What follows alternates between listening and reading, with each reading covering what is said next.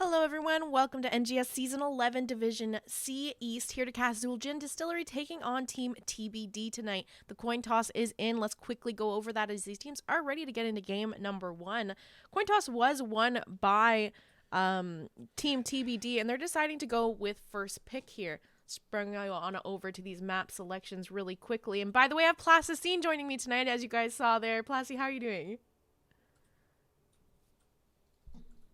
Oh no, maybe she can't hear me. Maybe Oh she's no, muted. I'm muted again. I was just saying that my day is going well. How's yours? Fantastic. I had a nice sleep. I had dinner, and I'm ready to get a cast done early in the day so I can maybe spend some time with Scott when he's done raiding. We'll Oh, see what sweet. happens though. So let's go over those map selections really quickly here.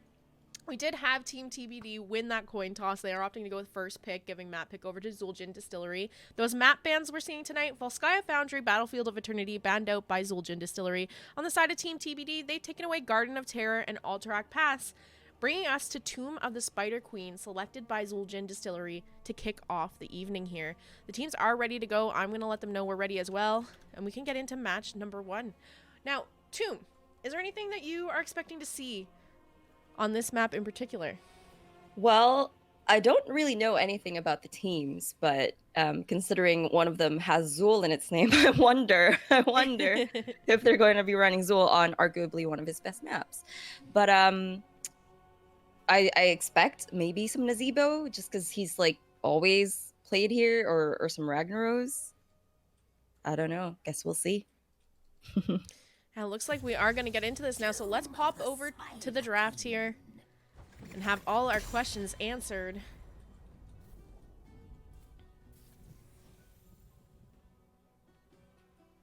The beginning of the season, it's always kind of fun to see what these teams are going to end up banning, because some of the rosters have been around for a little while. Some of these teams are brand new teams for Season 11. Maybe don't have very many games to scout. So at this point, it could be target bans coming through for some of these teams. I know Jazzalene Distillery, they they kind of run their own tournaments and have been around for a little bit here, so there might be some idea of what the players play on that side. But Team TBD, I'm not sure if this is their first season or not. I will admit I don't have all of the teams memorized for NGS. I mean, this is the first time I'm hearing of any of them, and I actually am wondering if TBD is just because they haven't decided yet, or if that's like That's their really. team name. Oh. Like if I had to guess, it probably went something like we'll just call ourselves Team TBD, and then they never did decide on a name and went with it. Yeah, I guess, if it works, it works. There's no need to change it, I suppose. So we do have a Stukov ban coming out instantly, and that's not really something that you see banned often, so maybe it's a target ban. What do you think? Surprisingly enough, you say that, but Stukov bans have been showing up quite a bit in my casts this week. Oh, really? Yeah. Yeah, I had Stukov bans yesterday when I was casting, or sorry, 2 days ago. So I'm not like crazy surprised. But again, these teams, some of them have been around a little bit and maybe are target banning. We're going to see the Hogger ban come out, which might not necessarily be a target ban onto Team TBD, just as he's pretty popular right now in the meta. And that's going to be followed up with a Chromie ban. Again, might not necessarily be a target ban onto Jazzalene Distillery, just another popular hero in the meta right now. That's true. I do see a lot of Chromie bans. She's quite annoying to deal with, especially when you're trying to turn in your gems and she's just literally controlling the point. So not a bad ban, to be honest. And then we get May banned. How do you feel about going against a May? I feel like a good May is such a pain in the butt to deal with. You have some Mays that like icing in and just start inting into you and making your games easy, but you have some Mays that seem to just be able to icing into you, knock you into blizzards, land these amazing combos with their avalanche or ice wall, and then still manage to survive and icing right back out again. Exactly. So Those are the Mays that are really, really scary. Yeah, it just really depends on the skill level here. We are going to see the Tychus first pick here for the side of Team TBD. I was interested to see what they were going to prioritize, given that they opted for first pick. It is going to be the Tychus. May is OP, says chat.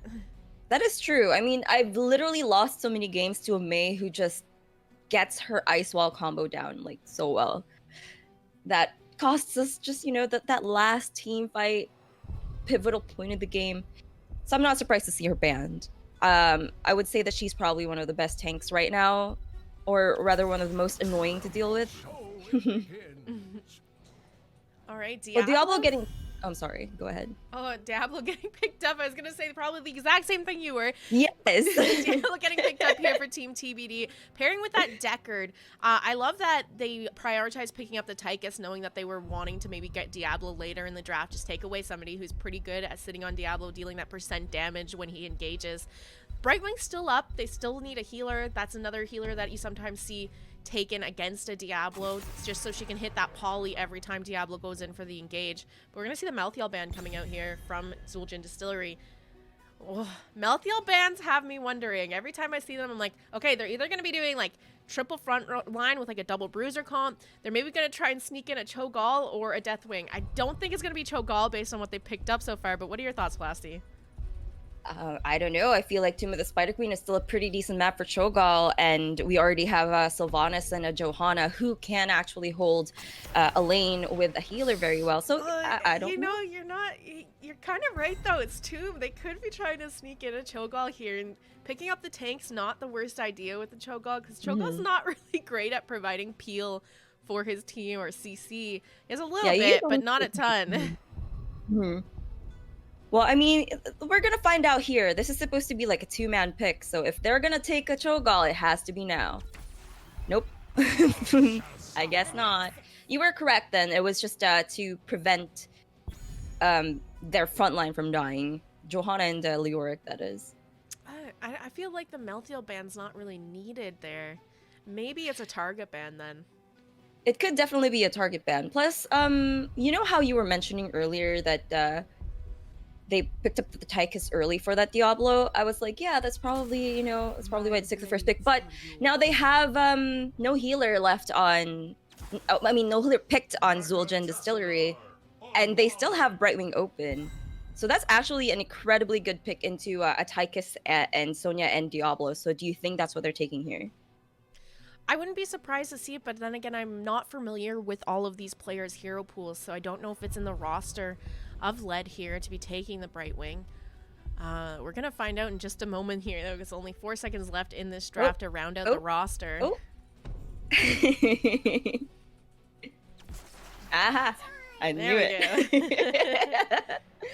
I mean, honestly, whose draft do you like better? By just looking at the draft, for me, I'm on Team TBD side just because it's such a strong comp altogether. But I don't know. They do have some decent counters on Zul'jin Distillery. I think that Orphea is one of those heroes that I feel like you're either going to really pop off on or you're not. And this is a situation I feel like she might struggle. She has those force walls to kind of keep her in when she goes in for those chomps. And a Diablo as well is quite annoying. Both his Q and his W interrupt, or his E, his flip. They both interrupt Orphea's abilities which are used for her to sustain herself during those engages. It's kind of a struggle for her. So I'm a little bit worried for the Orphea. She might be able to pop off, though. It wouldn't be the first time that I've seen someone just manage to dance all over on an Orphea, regardless of what she's going against. But we'll just have to see here. That's true. I mean, also, I'm not as concerned for Zul'jin Distillery. They do have a Sylvanas. If she takes Overwhelming Affliction, she can just burn Sonya and Diablo down. So, maybe Orphea doesn't have to carry everything in terms of damage, I suppose you could say. So maybe Sylvanas can compensate a little bit if Orphea gets in trouble with the CC. I do think that the nice thing about Sylvanas and Orphea, they both have those % damage talents that'll help to shred down a Diablo if they want to talent into it. Sylvanas gets hers right at level 1 with Overwhelming Affliction. Orphea, I think it's 16 on her Q. She can go with the % damage. So a little bit of a wait for that to come online there, but they do have some options to deal with a full-souled, beefy Diablo here. Let's also not forget that they do have Leoric on Zul'jin Distillery, yes, so it's not... I love Leoric into Diablo because he just dives in and you're like, oh, easy W, just draining away here. Thanks for the help. Exactly. Well, let's get into this, Plasty. Why don't you introduce the team on the right-hand side to kick things off? Okay, on the red team, we have Team TBD.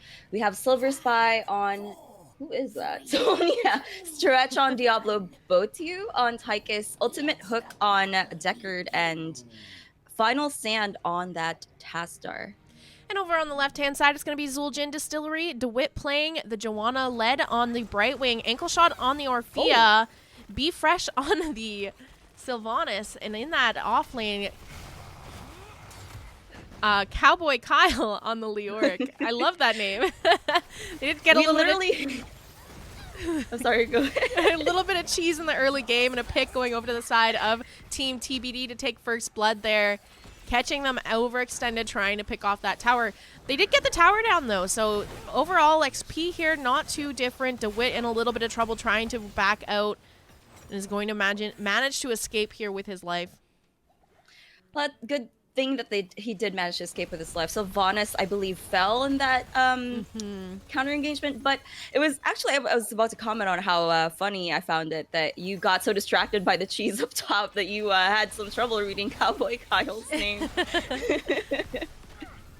There's Brightwing coming in with the phase shift now to get Joanna healed up. Orphea getting a little bit of poke damage onto the Diablo, but both these teams just doing the 4-man rotation for the most part between mid and top to catch that soak. We have Sonya and Leoric facing off in that bottom lane, and Leo looking like he might be in a little bit of trouble is going to have to Wraith Walk on out of there. Sylvanas coming down for the rotation to try and get that gank onto Sonya while she was overextended in the lane, but not quite able to find it. Taps both going out for these offlaners here. Sylvanas looking like she's going to eye that bottom bruiser or siege camp while she's down here, though. She is. Also, I do want to mention that Sylvanas did take Overwhelming Affliction. So she is going to have that percent damage and the slow coming out onto both Diablo and Sonya, which is going to be valuable, I believe, in team fights later on.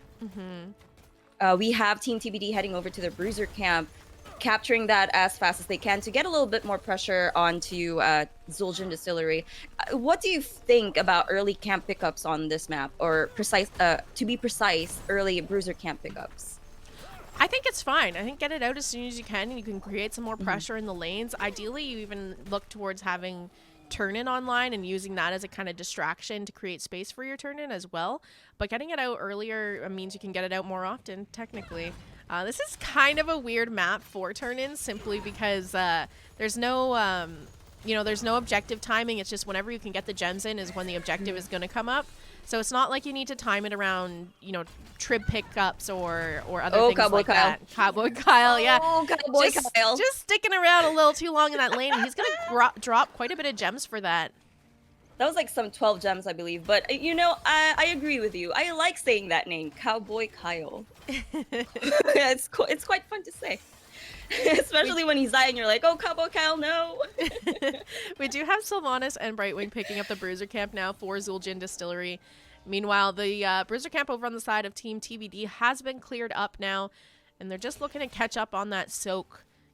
Orphea in that top lane grabbing gems here. 37 gems already turned in for Team TBD. I do want to commend the fact that both teams seem to be on point with their rotations and their EXP soak, but we do lose Johanna there, the Diablo flip, and Brightwing not being able to teleport to her in time. Did it get interrupted? I don't think so. She just, it might have been the Tychus grenade. Been interrupted by the Tychus grenade there, because it Yeah, looked like she I think almost so. had the entire cast off, and then I was like, wait, where did she go? That is frustrating when you play Brightwing and you're like, oh, I'm going to clutch this, and they die because you get interrupted. There's nothing more annoying than the team recognizing when to interrupt Brightwing's phase shifts. Oh my goodness. Joanna going in for the condemn here. Doesn't quite connect. Force wall out from Tassadar. DeWitt getting quite chunked, having to pop that Iron Skin, and the stun coming out from Diablo onto Sylvanas. She's going to use her Banshees, though, to get on out of there. And the first turn-in is going over to the side of Team TBD. I want to point out how quickly DeWitt's HP bar goes down every time she's anywhere near that Tychus and that Tassadar, though. Literally full to almost nothing every single time. And now we have Team TBD pushing down mid very aggressively, while the rest of Team Zul'jin Distillery is clearing up the other side lanes. Tassadar with a very good wall blocking the rotation there for a second. Enough time to buy more siege damage from those spiders at mid. Does look like they're going to be able to clear this up. About half health left on this mid fort top. Looking pretty healthy still. The phase shift coming through this time onto Joanna.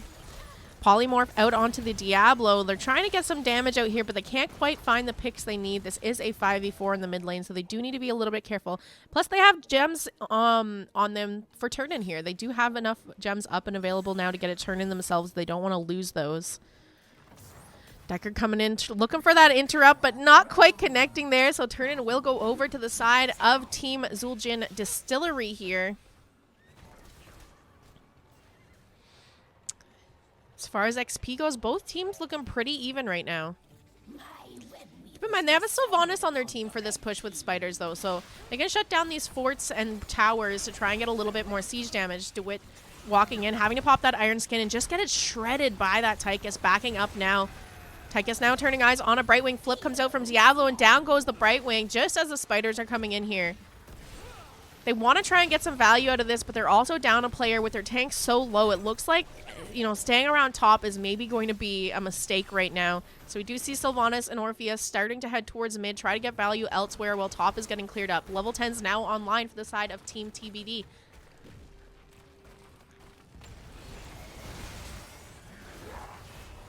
There's Diablo getting caught in the back line now. The black hole coming out from Tassadar to try to help him out of there, but their health bar is getting quite low. Stay a while and listen connects from the Deckard to all four members of Zul'jin Distillery in this mid lane. Condemn connecting from Joanna onto the Diablo, who is going to get picked off by Sylvanas.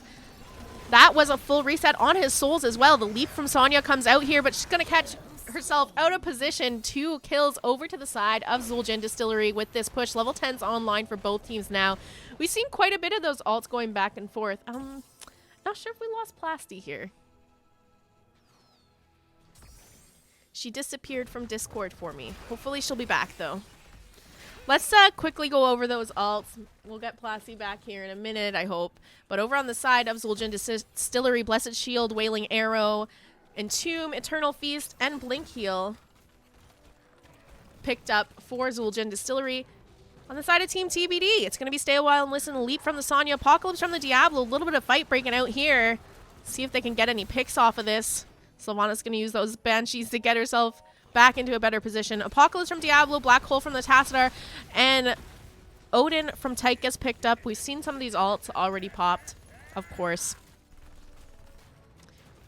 Both teams just looking for those last few gems needed for another turn-in. Diablo stepping forward, taking a bit of damage for it, and there's the Entomb Silence.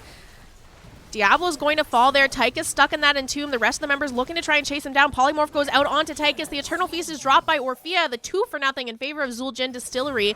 And now turn-in online for them as well. We're going to see Sylvana shut down this bottom fort and start to siege up here. Hopefully Plasty's... Yay, Plasty's back. Sure, but I still have to load into HOTS. Okay, that's okay. Bottom fort going to go down here. And turn-in still up and available for Zul'jin Distillery. We're going to see DeWitt rotate over here, start that turn-in. Brightwing getting some blink heals off on Joanna to get her healed up for this next objective push.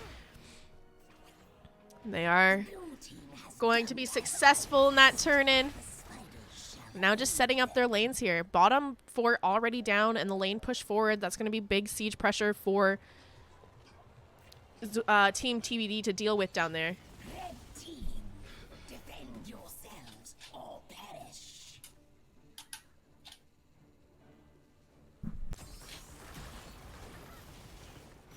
Sorry, I think one of my animals is... Alright, the Entomb Eternal Feast combo, here it is, coming out now from Zul'jin Distillery. They do get the pick onto Tassadar. Orphea looking like she might be in a little bit of trouble here, but is managing to sustain herself quite nicely through this fight. They're going to get the pick onto Deckard and Diablo here. The siege continues through this top fort. Sylvana shutting it down and the spider around to help. Tychus popping that Odin, trying to do what he can to defend this top lane, but with the rest of his teammates down and Sonya clearing up and pushing out that bottom lane, it's him against the world now. Oh, I did just realize they have the dirty bathtub. Yeah. Literally just right now when you mentioned it, I was like, oh, wow. Okay. Yeah, and I don't know what they've done recently too. is we're already seeing almost the buried alive combo with Sylvanas throwing her arrow into the Oh my Entomb. goodness. So they're already getting Silence Entombed with the Eternal Feast on top. We are seeing Sonya coming through here with the flank, but it's not going to work out. Here comes the Dirty Bat combo. Tub combo once again. Sonya and Tacit are going down. Diablo trying to make his way out of here, but his health bar looking pretty low. Condemn connecting from Joanna the Chomp to finish him off. Orphea picking off 2 of the members in that fight. 3 members down on the side of Team TBD as they push back in for this keep now. I'm loading in, I promise. Hopefully at this rate I'll be in before the game ends. I mean, I always say this, but it's not a Jazzy cast without technical difficulties. I mean, every Girls Gang squad that I cast always with the technical difficulty. Especially when I'm handling the stream. All right, taking a look at what's up on the map here. We do have that boss, bottom Siege Giants, and the Bruiser Camp over on the side of Zul'jin Distillery up and available, and level 16s are almost online for them. They could look to probably try to take a fight with their level 16 talent tier advantage and then do a boss play.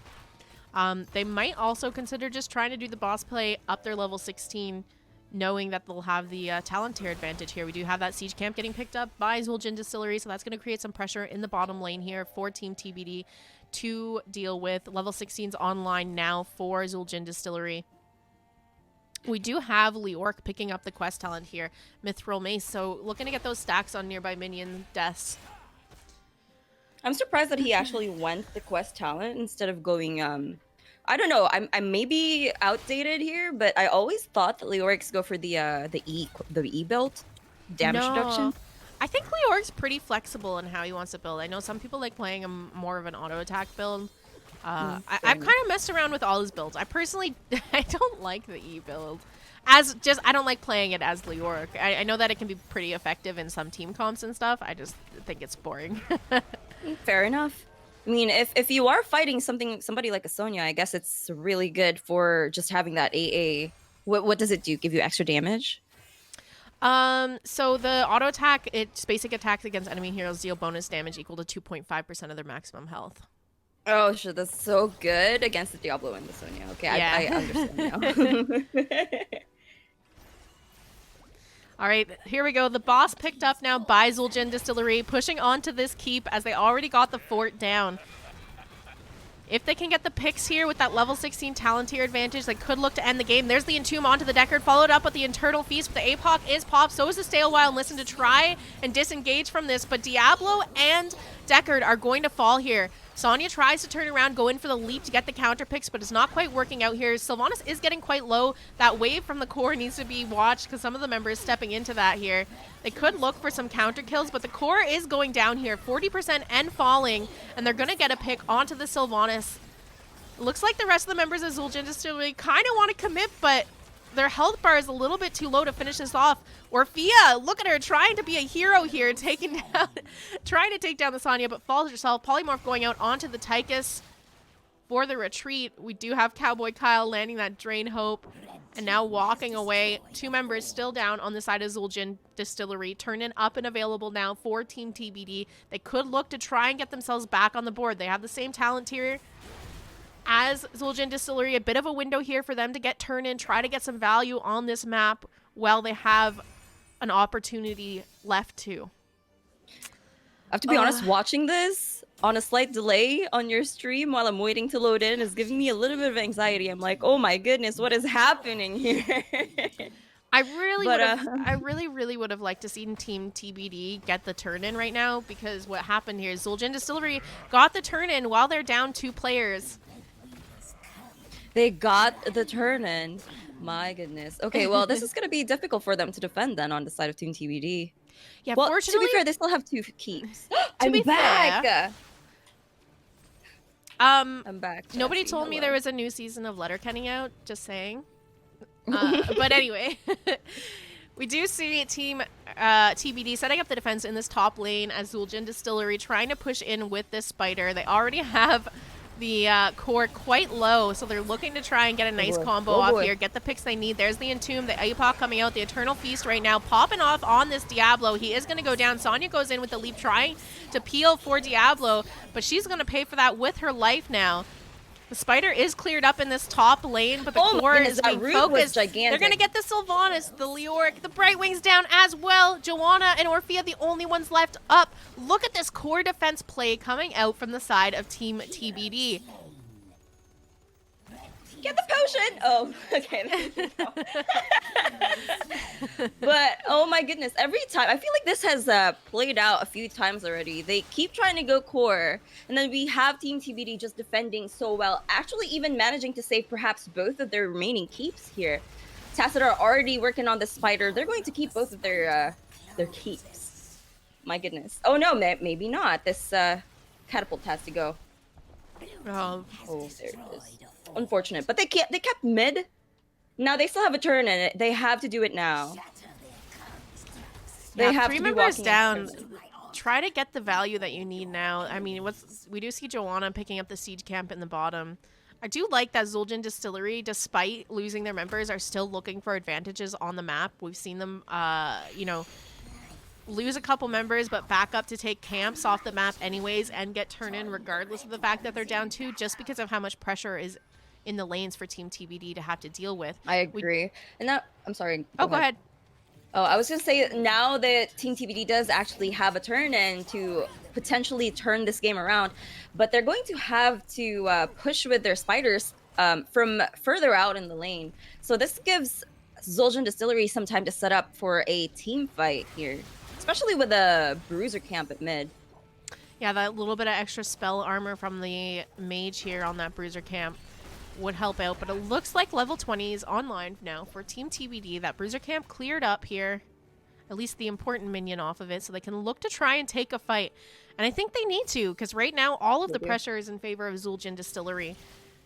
I'll be honest with you, Jazzy. The amount of games I've lost on Tomb of the Spider Queen where the enemy team gets a wipe on my team after losing the whole game has been just countless. So I want to see how this is all going to play out. Unfortunately, they did clear the spider at top lane from Zul'jin Distillery at this point. I think they were a little too afraid of that Entomb on Team TBD. Yeah, which makes me really wary about chasing into this little choke point with the Leoric just sitting there mounted up waiting, like daring you to walk into this. He did take the upgrade on Entomb as well, so we have that buried alive. So it is a silence Entomb now. It's a little scary watching the enemy team, Team TBD, just clumping up here. Look at that. Look at how clumped they are. This is an Entomb right here, even if they catch just one person. We do have Deckard, however, with Respect the Elderly, so maybe that'll help. As long as he doesn't get caught in the Entombs and the silences from Sylvanas, he could quite potentially turn the fights around with the silences and blinds from his sleep. Do you see some gems getting turned in by Team TBD? They got 24 gems in, have another 24 on them. What do you think the comms are like in Team TBD? Do you think it's just a constant watch the Entomb, watch the Entomb, watch the Entomb? Yeah, I would be interested to know as well, because right now, like, it's kind of on them to make the plays. Zul'jin Distillery can sit back at their fort and be like, what are you going to do? I mean, you can't really do anything because you're just going to have Kata's building. So it's kind of on them to force the fight at this point. Boss is up here. We do see Zul'jin Distillery kind of staying around that, keeping an eye on it, maybe going to try and for a bait play at some point. But the bruiser camp picked up by TBD is going to create a little bit of pressure here in the mid for them to have to clean up. Oh, there's a leap. Polymorph to follow that up. Chomp onto Sonya. She's just getting shredded as she tries to walk away here. Black Hole comes out from the Tassadar. Oh my but they do get the pick onto the Sonya here. The Eternal Feast coming out as well. Diablo getting quite chunked with the Leoric Strain. Hope on him here. Deckard also looking like he might be in a bit of trouble. We're going to see Sylvanas go ahead and just blink on into there to get that pick onto Deckard. Diablo falls as well. 3 members down on the side of Team TBD. Diablo's going to spawn back in here as he did have full souls, but it looks like they have core in mind here for the 3rd time this game. But do you think it's going to be another one of those really strong defenses? Look at that Orphea HP. Well, never mind. Teleport took care of that. But Johanna in here just getting really low. Tychus with his big red button as well. I think right now everybody is screaming, just focus the core. Yep. Sylvanas and Joanna are on it. Orphea's going to be in a bit of trouble here. We're going to see her get picked off. Not before taking Diablo with her, but that's just leaving Brightwing, the only one up here. The core defense from TBD this series. Every Oh my single goodness. time is just insane to me. That's what I was saying. Like, are they actually going to manage to get the core this time? I don't think they even managed to get a single percent, or maybe they got 2% down from that core, from that push. And now we have the red team, Team TBD, getting this boss. Can they actually push with this and end with it? I do want to point out there are catapults building at bottom lane. There are 3 right now that are threatening their core. Yeah, somebody needs to back like right now to deal with that, or they potentially lose the game right here. 3 katas chunks the core down really quick. That's 4 katas. Oh no, Winions win this game. No. Oh no! Game number 1 over to the side of Zul'jin Distillery. You hate to see it. Away for the game to end, Jazzy. After those, was it 3, 4 core defenses that were just so intense? So great at defending against heroes, defending against katas, not so much here for the side of Team TBD. I honestly, I don't blame them. I feel like if I was Team TBD, I would just be yelling, yes, yes, let's go. Let's get this boss right now. We can win this game. But Lior coming into that boss point, canceling that task at our back, just literally... Yeah, I think they should have had somebody back there clearing that lane even before. They didn't need everyone on the boss, especially with so many people down on the side of Zul'jin Distillery. Such an unfortunate way to watch that game number 1 play out here. But very back and forth. I mean, we were impressed with Team TBD and the amount of times they were able to defend their core here. So, I agree. Honestly, it felt like the whole game, Zul'jin Distillery was kind of dominating in terms of the team fights and the kills. But looking at the match summary here, we have 19 kills to 14, and most of those 14 kills were actually on the core defenses. Yeah. No, I think, I mean, we kind of saw Zul'jin Distillery just kind of dominate in the early game and get a big level lead onto Team TBD, but in the late game, Team TBD was kind of turning these team fights around, regardless of having that buried alive picked up on Lior with the counter engage with the Apocalypse and the Deckard Stay a While and Listen upgrade. It was kind of helping them out pretty decently, and you pair that with the Tychus Odin, and everybody was falling in those late game team fights when they were engaged properly. Now, I say that because there was a lot of times I wasn't really I wouldn't have engaged the way that Team TBD. I really would have liked to seen a better setup around the Stay a While, Listen, and Apocalypse. You often see that combo together, and it wasn't quite happening for the side of Team TBD tonight. But I did see the Sonya with that risky leap. Yes, yes. And that's what I was saying. I didn't really like some of the engages I saw coming out from Team TBD. But I think that there's potential there. I see they at least have a lot of the times you see some of these teams coming into NGS and they're just drafting. Everybody's kind of picking up heroes that they're good on. This team has drafted a comp that they're trying to make work and have synergy together. So they have the potential just a little bit more practice. Yes, exactly. I agree. You do have we have Black Hole too. So that's like so many combos that they could just put together. Before I leave it to you, I also wanted to comment on Tychus getting so much value from his Odin and his big red button at the end there. That last core defense, just killing everybody with the nukes. It was pretty insane. And I'm actually quite surprised that Tychus only died 1 time that entire game. Yeah, no, I think he played very well this game. So it just really is about getting all of your team's synergy on point because they have a good setup with the Stay a While and Listen and the Apocalypse. Even the leap to follow it up with the Black Hole, you could just everybody presses their R button kind of around the same time, pair it together, and this game will be totally different. They were getting it online towards the end, especially on their core defenses. If they just got that online when they were away from the core, they're going to be great, and I think they have a lot of room to grow and get there because they're pretty close here. All right, it does look like the game number 2 lobby is up, so we're gonna pop back on over to Casty to Plasty and I while we get into this lobby, and we'll update you on where we're going for game number 2 here in just a moment. Okay, let me join the lobby through you. I like Casty. That's gonna be my new caster name. I'm kidding. Oh my goodness. I will. Oh, Infernal is another map that I love. 2 Minute Spider Queen and Infernal are maps that I really enjoy. So I'm very excited to see how the games are going to play out, especially with how well the core defenses were going on for Team TBD. So I'm excited to see what kind of stuff they can pull out this time. All right.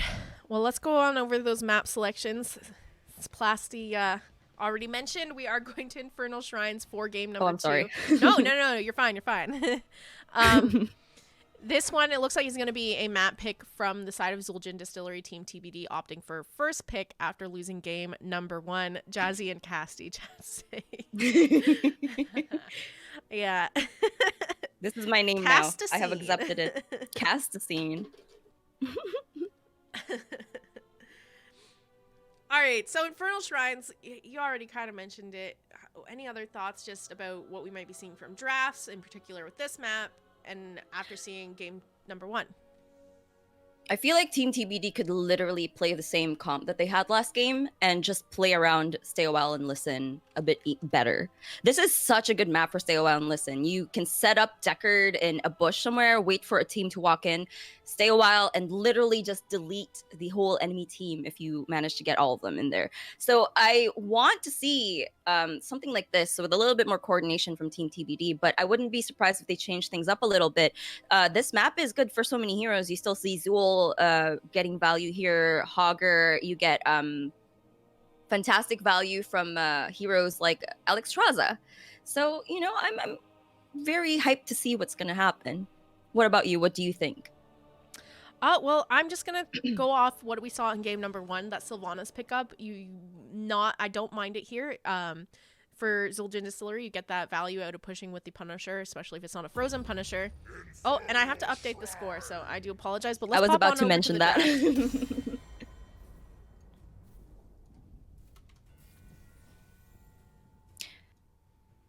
Honestly, I wouldn't be surprised if we saw similar drafts out of both teams there. There's certain things on both sides that work decently on Infernal Shrines. You know, both Joanna and Diablo can make... Yukov again. Oh, yeah. Both Joanna and Diablo can make great use of just capitalizing off the Punisher jump. Yes. Sylvanas is great for pushing with the Punisher. Sonya's great for clearing the objective and just clearing lanes and double soaking in general. So yeah. Well, we do instantly see the same bans as last game. We get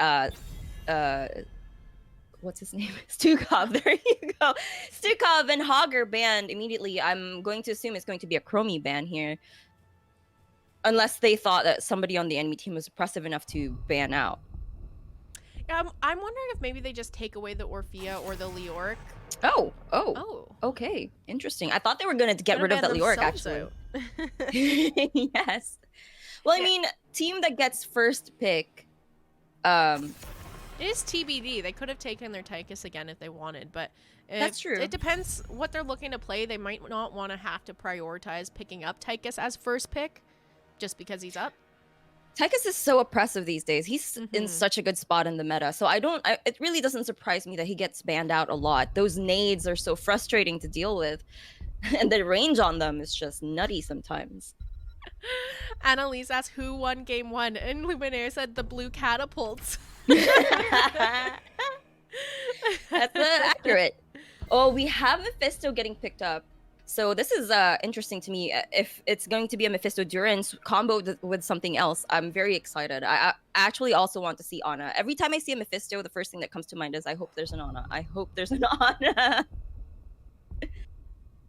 All right, let's see what Zul'jin Distillery is going to prioritize here. I wouldn't be surprised if they go for just like the Joanna again to kick off their draft. Ooh, guess what? They play Diablo too. They do, and actually picking up Diablo is very smart, especially since Tychus is already banned out. So every time a Tychus is banned out, Diablo is instantly open and free to play. Oh, they took the Leoric though. Took him away from Cowboy Kyle, who played it quite well last game. Oh, and they're going to get their Mei this time as well. We saw Mei banned out last match instead of the Chromie here. So I guess that was a target ban on to stretch here, meaning maybe we're going to see some OP Mei plays. I always wonder whether Meis are going to take Ice Wall or Avalanche these days, because I've seen great value from Avalanche, but also Ice Wall has been messing me up so much in Storm League. So it's curious to see how it's going to play out. I mean, if we get Ice Wall followed by the Blizzard stun, followed by Leoric's Entomb and Mephisto's ult durance, you know, it could be very good for TBD, Team TBD rather. All right, next 2 picks coming in here for Zul'jin Distillery. Cowboy Kyle. I wonder what he's going to take. Just trading off laners here. Cowboy Kyle's going to take Sonya, and Brightwing also getting locked in now for Zul'jin Distillery. I like how they're just seemingly trading some of these picks here, but Sonya and Diablo being on a team with Brightwing, quite terrifying to deal with. Because you immediately lose one of the utility heroes, such as Brightwing, you know, who can deal with both Diablo and Sonya. So it's going to be a terrifying engage from Zul'jin Distillery here. I do worry, you know, Team TBD, Mei is a tank that likes to kind of dive and go in for the engage, and whoa, double bruiser. Okay, now I'm not as worried anymore, because I'm like, they're set up off of Maze to dive, but now they have double bruiser and a Mephisto that can shade a Mephisto in, and it actually might work out okay here, because, you know, Zul'jin Distillery, Diablo, Sonya kind of want to do the same thing. They also kind of just want to dive, but this time, you know, they're going to be diving into a full front line, and their only squishy to focus is Malfurion or Mephisto. I agree. You know, it's actually a good idea for Team TBD to go this double bruiser comp as well, because you see everything that can deal with it. You get Greymane, Tychus, and Raynor. They're all banned out. So it's going to be just a lot of them running straight to the enemy team and running it down. I'm just a little worried about the living bombs. Yeah, I was going to say, I kind of like the Kael'thas pickup, though, because living bombs going to spread great to melee damage. If you also want, you can take the % damage on your Q as well, your flame strike. So there's a couple different things you can pick up on Kael'thas to really help deal with a heavy frontline comp. I agree. And you know, you get Mephisto shading in and out, and every time he shades in, you living bomb him, he just spreads it to whoever's next to him when he goes back. So this is a very smart pickup by Ankle Shot. But I do also want to point out that Malfurion is, I don't know, just as a healer main, right? I play a lot of Malfurion. It terrifies me that you're Malfurion into a Kael'thas, a Sonya, and a Diablo. It just, he has to position extremely well to not get caught by those 3. I'm really excited to see how this plays out, though, because double bruiser comms have been pretty popular lately in the meta. I agree. So I love when they're brought into NGS. Let's get into this. Okay. Game number 2 here. If Zul'jin Distillery can take the win, they will take the series and a clean 2-0 sweep. But Team TBD really kind of held their own in game number 1 for the most part. So I wouldn't count them down and out yet. Maybe bring us to game number 3 in a reverse sweep potentially. On the left-hand side, we have Zul'jin Distillery with Be Fresh on the Sylvanas, Cowboy Kyle playing Sonya, DeWitt on the Diablo, Ankle Shot on the Kael'thas, and on the Brightwing, Led. And on Team TBD, we have Stretch on Mei, who was banned last game, by the way. Nana? Is it Nana? Is that a new character? A new hero? Player, rather. I don't recall that from earlier. Did they change accounts or something? Ultimate Hook on Malfurion, Final Stand on Diva, and Leoric being played by Silver Spy. At both matches here with the Sylvanas, they just go ahead and go for the cheese right away in the early game. This time Sylvanas is going to live, though, so that's great. I mean, I guess this time around Team TBD was like, yeah, okay, we don't see the mid. They did this last game. It has to be happening right now. And this time, Brightwing actually managed to save Sylvanas. So Sylvanas already heading mid to catch that wave while the rest of the teams stay here down at bot. We're going to see the stun coming out from Diablo onto the Diva here. Goodness. He's going to get stuck in the root. The damage going out onto Diablo, but he's going to be able to walk away here. You know, the other thing I like on Infernal Shrines, if you can have your offlaner catch that mid soak for you, it really allows the 4-man to force that bottom siege camp and get a lot of pressure in that bottom lane, especially when you're running a Sylvanas. So I'd really, really love to see the Sonya breaking off to catch mid soak and allowing Sylvanas just to sit as a 4-man in that bottom lane and get some real good siege pressure down there. I agree, and we already have some siege pressure, actually, half a tower down at this point from Sylvanas. And while she gets value at mid and Diablo hovers around this bot lane, we have camps getting picked up by both teams right about the same time, I believe. A siege You know camp, what? a little bit taking a little bit longer for Mephisto to do than yes, that's it exactly does what I was about to say. I was about to say I don't know about the team the camp clear on Team TBD, however, because Mephisto trying to do camps. Not the best. Oh, Mei getting caught here, going to scout that bush, flipped over and stunned into the wall, having to pop that unstoppable. Blizzard was dropped to stun the Diablo and icing on out of there to survive another day. But this bottom siege camp is going to go over to the side of Zul'jin Distillery. They do have the 4-man now sitting in that bottom, but we're going to see Sylvanas break off to go catch the soak in mid as that camp capped by Team... I'm actually a little sad that she didn't take the overwhelming affliction. Also, stacking... Did your stream stop? No. Huh? No. Okay. Stacking also... her dagger build also might not have been horrible. With so much frontline, it would have been pretty easy stacks into them. Especially if Diva drops the bomb. Yeah, and it would have scaled really well into the late game as well. Do have Mei getting caught a bit out of position here. Stun going out onto the... Oh, boy. Oh, that bomb. Diablo is getting chased down by the Leoric. Diva coming in, trying to zone for the team as well. The bombs are spreading around, though. Leo needs to be very careful. We have the Blizzard being dropped in the icing onto the Brightwing. Stuck in the stun. Polymorph, though. And now she is going to fall a little bit too much bitten off there for Mei to deal with. She goes down. Leoric goes down with her as well. Malfurion in a bit of trouble, trying to find his way out of there. Manages to sidestep that flame strike. Meanwhile, Sonya in this back lane getting chased down by Diva, but is going to pop Diva out of her mech. See if she can continue to survive that double stun from the spear and then into the wall from Diablo. That's going to secure the kill onto Diva here. 22. Cowboy Kyle. Just running it down. 22 skeletal defenders, 28 now on the side of Zul'jin Distillery as they look to finish off this objective. They managed to turn that back around there. It was looking a little bit dangerous for them, but they reset when I saw and Brightwing, when I saw actually Brightwing get caught in that blizzard, I was like, oh no, here it goes. here comes the Mei value, but apparently not. Do you see Mei eat the Punisher stun here? Diablo going right in to capitalize off of that, stunning her into the keep.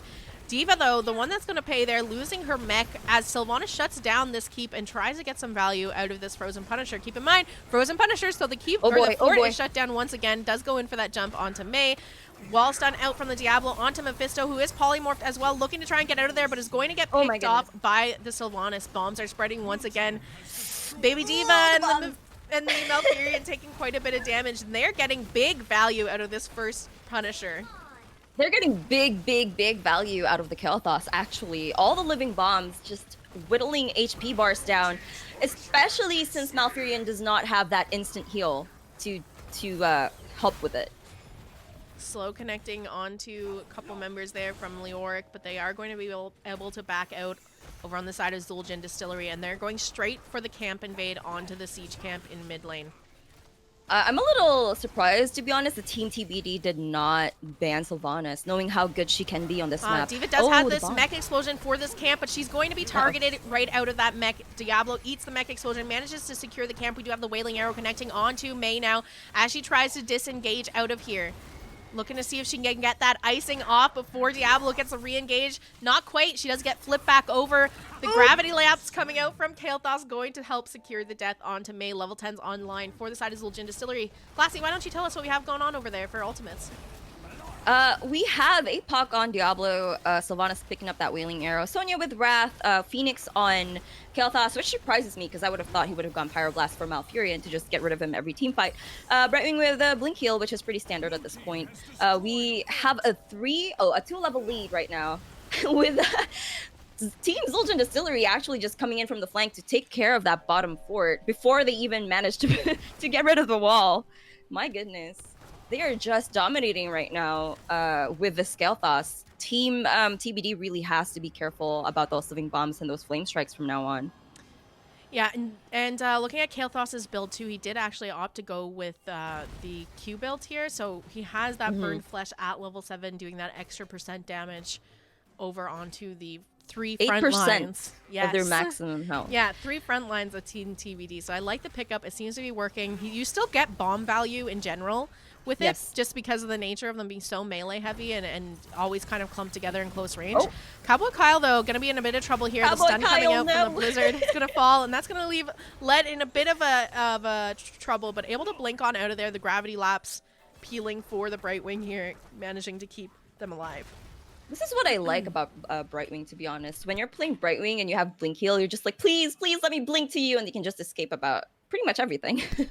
But that actually caught Team TBD up a little bit. They got their ults now. Well, we do have Silver Spy getting caught out by Diablo. So let's see if he manages to escape. And he does. A shrine gathers power. You will Team Zul'jin Distillery picking up their camp right now, while the rest of Team TBD clears the rest of their side lanes. All that pressure coming in from Team Zul'jin Distillery is just quite intense. Looks like they might even be eyeing an invade onto this Bruiser They camp as are. well. They Oh have my. eyes on D.Va. They know she's all the way bottom. They could go in here, take a 5v4 at worst. Oh, Lord. Oh, we're going to see Leoric getting picked off right off the bat here, trying to come in on the flank, but paying for that with his life. the A ice big wall. ice wall out from Mei. Let's see if she can combo that with the Blizzard. Not quite there, though. Durance. The Durance is going to connect onto Diablo. Here comes D.Va with the bunny hop to try and do something, but let's see if it's going to work, because it looks like the team is going to fall. We're going to see Malfurion and Mephisto get picked off, and this Bruiser camp getting picked up by Zul'jin Distillery. Unfortunately, them fighting in such a tight choke for Kel'Thas to just spam his flame strikes isn't such a good idea for Team TBD. We have Team TBD now scrambling to clear these two Bruiser camps top lane, while Sonya just sits on that objective. Yeah, Sylvana's shutting down the first fort as well, so that's going to go down. They're going to try and get the rest of the fort down, and if they can get this nice and opened up Maybe an into. for Punisher, yeah, Mei taking quite a bit of damage here. If they can get this wall opened up for a Punisher, it's going to be some great value for them to look for off of Punisher jumps.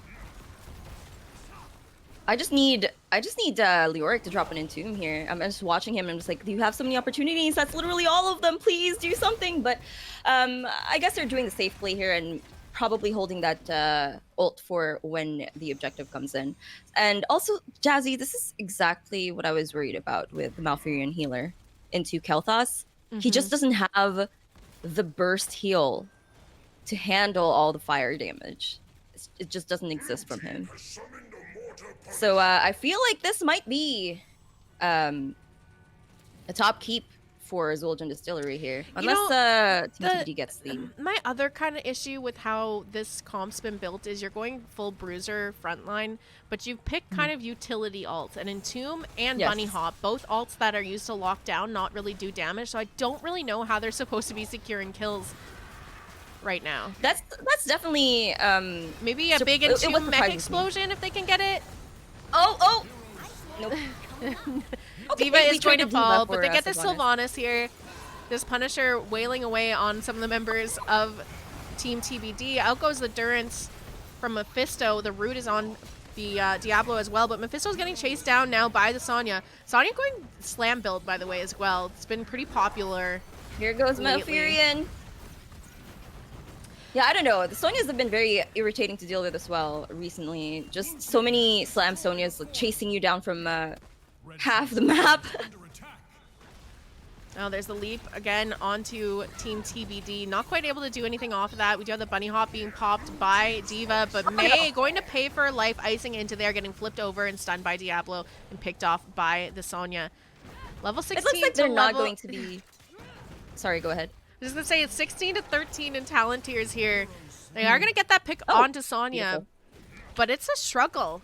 Zul'jin Distillery doesn't want to give an inch in this game. They see how well they're dominating right now because that Diablo is just completely oppressive.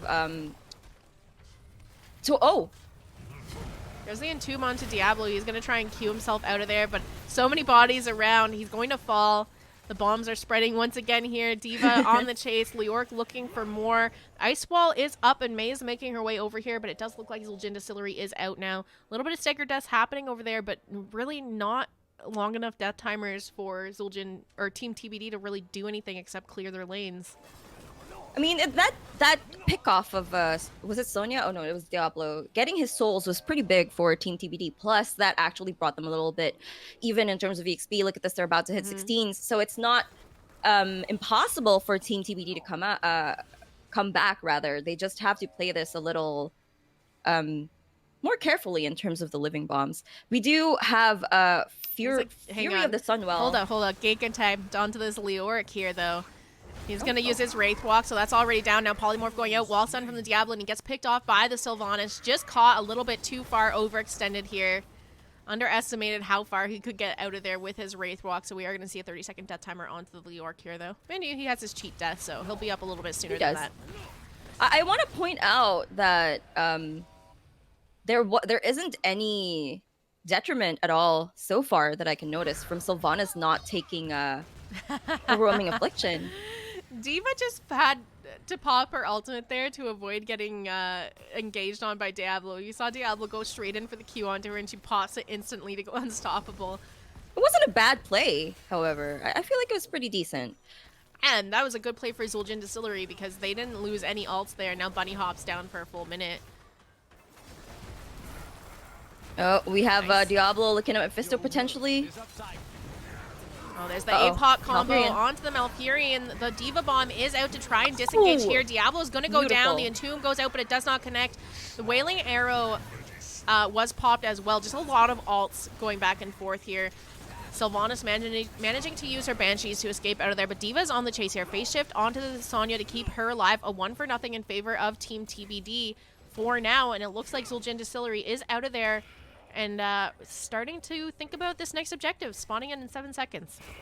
That's exactly what I was saying earlier. Them getting Diablo Souls was just pretty big for Team TBD because now it's just a lot easier to kill him.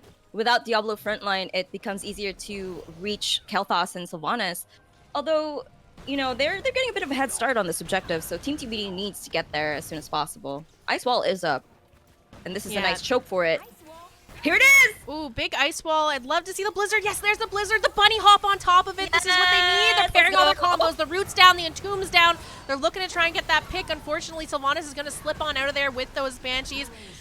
It does look like Sonya trying to get in the back line there to kind of peel for the team, but this is kind of looking a little bit dangerous. We do see the Malfurion and the Leoric go down on the side of Team TBD. The Mephisto is going to fall as well. Mei and D.Va trying to make their way out of there, but the spear going to connect from Sonya to help secure the kill onto D.Va, and this Punisher going over to the side of Zul'jin Distillery.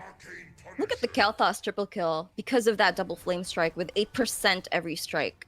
8% damage on the enemy bruisers. Such a smart pickup. Maybe I should start thinking about playing Kael'thas like that. When the enemy team has so many front lines. Oh! Wait, how's that up so fast? I mean, it's 50-second cooldown? I guess so. This is not looking good for Team TBD here. This kind of plays back to what we were talking about, is other ultimates are kind of like utility ultimates. They provide some kind of like CC. There's the Apocalypse coming out from Diablo, well sent onto Mei. She's going to get picked off here. D.Va coming in with the bunny hop to try and disengage. Their core defense this time not looking as strong as game number 1 here. Core 50% and falling. Sonya spinning to win on there. That Punisher is still at half health. We are going to see game number 2 go over to the side of Zul'jin Distillery. GG and well played. I would have liked to see March instead of Entomb, or D.Va taking micro missiles instead of yes. Micro missiles just a dump on the Entomb target, I think, would have been fantastic. Agree. Slightly missed opportunity, I feel like, but they did as best as they could with what they had. And you did see that they had some situations where they almost had the enemy team dead to rights, but I don't know who it is that comes in and just, I think it's Brightwing with the teleport saves.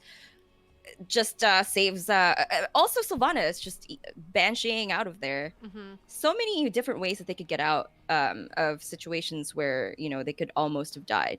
Yeah, I think maybe you take, you know, you already have the setup that you basically get off of an Entomb with the ice wall in terms of keeping them locked in an area for enough time, that you could have maybe seen a March picked up by the Leoric and the D.Va definitely taking micro missiles. And then you have some way to get kills, because you saw they had all this beautiful setup layered all on top of each other in that last fight. Just no damage.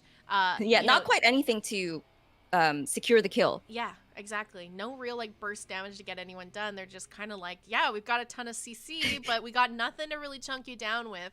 I'm kind of excited to see where Team TBD goes after here, because just looking at the comps they were running tonight and kind of the synergy that they have starting to work for their team, I think it's a team that, like, give them a couple weeks, they're going to get some good synergy going. They already have some comps in mind that can definitely work if executed well, and they're going to be a force to be reckoned with, you know? I do agree. They just need to work on their synergy a little bit and maybe talk a bit about how they're going to layer their CC or have somebody who can finish off those skills. I also want to talk about that talent pick, the talent picks a little bit here. On Mephisto, I feel like if I was seeing how much the Kel'Thas was just murdering my team, and the fact that there was a lack of burst healing on Malfurion, I would have probably went for the shield at 4 instead of taking Spite. Just just a personal opinion, I guess you could say. But honestly, everything else other than the ults, I feel are pretty good picks here. I've reached out now to Zul'jin Distillery, seeing if they want to do an interview. So if you want to pop over, we'll go into lobby 2 of the NGS channel, because that's open right now, and we'll wait and see if somebody wants to pop in there for an interview to wrap things up.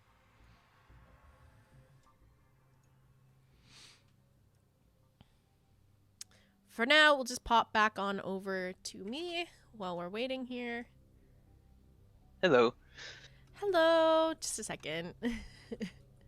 Okay, we have DeWitt joining us, the tank main for Zul'jin Distillery, and also Ankle Shot. We saw playing Kael'thas in the last game. How are you guys feeling after that win? Pretty great. It's a lot of fun, super fun series. I got to play some Diablo. That's always fun. Let's talk about first Team TBD. Did you have any idea what to expect going into this series? Were you familiar with the players, what they potentially might be looking to draft? I always do a decent bit of scouting, and I pull together whatever I can find. They had, one match as a team, which was last week. But they also have played in our invitational tournament, kind of. I mean, the roster's a little different, but generally I've seen most of these players, for a few seasons. All right, so a little bit of scouting that you were able to do there to get an idea of what you're going into. Let's talk a little bit about your comms in game number 1. There was a lot of core attempts coming out from you guys on Tomb of the Spider Queen that were shut down pretty hard by Team TBD. Can we talk about what your comms are like when you're trying to get on that core to finish out the games? And then additionally, what were they like when the Katas won it in the end? Yeah, a couple of the first core attempts that we went for, we were all just trying to get onto the core, and in hindsight, maybe we should have just focused a little bit more on removing some of the defenders, but at the end, there was definitely a call once we got vision of them in the boss pit that since half of us were dead, we were able to look at the mini-map and see that we had catapults building up, that we sent Cowboy Kyle up to both try to take the boss and prevent them from backing. So that was at least intentional at the end. Yeah, no, great play. We mentioned that in the cast as well. The Leoric able to just interrupt anyone trying to back to clear core, really locked it in for you guys there. But what an entertaining match watching you guys trying to take the core down so many times with TBD setting up great defense just to come down to Katas winning that match for you. Plasty. Yeah. Plasty, do you have any questions you want to throw out here? I was just going to ask if the Kael'thas pick was intentional into the enemy team. Did you see all of their melee and go, oh my god, I know exactly who to play? Yeah, we were kind of tossing a couple of ideas around, but we thought we could get pretty good value out of like spreading the living bombs, and certainly Kael'thas's Shrine Clear is very good, so we thought it was. You did get a lot of value. I agree. We mentioned the percent damage as well off on Q, since they're really heavy frontline. I have one question about your draft tonight. In game number 1, we saw the Malthael ban coming out there. Is there a particular reason you guys wanted to get Malthael off the table? I Is that mean, third ban? yeah, it was third ban. I know that their offlaner plays him, and um, let's see, who do we picked up Leo, right? Right. Yeah, I didn't really want to play the Joe Leo into it because they really don't have anything to stop him, and he chunks both of them really hard. Okay. So, yeah, we didn't really have any hard lockdown until, I guess, Silence and Tomb to Okay. screw up a mouthfeel. Yeah, no, fair enough. I just every time I see Leoric, I'm like, or sorry, Malthael, I'm thinking like you guys trying to sneak in a Deathwing or some Cho'Gall or Cho'Gall. some like heavy frontline comp. But that didn't seem to be the way you're going, so I didn't know if it was target ban or what you guys had in mind there. But thanks for sharing that. Let's get into some shout outs here. Oh, one last question actually. How long have you guys been playing together as this roster? I'm pretty confident that our roster is the longest standing in NGS. Whoa. I think we're just from season 6. We haven't made any changes. That's insane. Very rarely can you get a team that just meshes together for that long without people getting on each other's nerves and breaking it up. So that's amazing. Congrats to you guys. But let's get into some shout outs to wrap things up here. You can both shout out, so whoever you want to go, just take it away. Why don't you start? All right. Well, I just wanted to say thanks for all the casts. Obviously, it's very nice that our community has grown to the point where we're getting consistent casting on all of the matches, even down here in C Division. Wanted to give a shout out from my dad if he's watching, and off to you, do it. I'll shout out Nutcracker, our 6th player, Ripper, and Shredded Wind help us out with our strats. And who am I missing? Shout out to Dana and Brooke if they're watching. And shout out to you guys. And as a shout out to Team TBD for some fun games. All right. Well, thanks so much. I look forward to seeing where you guys go for the rest of the season. I wish you the best of luck, and we'll see you again soon. All right, thank you Congratulations very much. again. Bye-bye. Thanks. Bye. All right, let's get Plasty up here. My bot is dead. Let me get that up as well. Nexus Gaming Series, thank you so much for the raid. I really appreciate it. We're just about to wrap things up here, though. But for those of you joining me, I'm Jazzalene. I cast a ton of Heroes of the Storm. So if you're into that, make sure you hit that follow button. You're in the right place. Let me get Plasty back here, and we can let you know where to go follow her. Oh, hang on. I have to set up my camera again. No worries. Hello?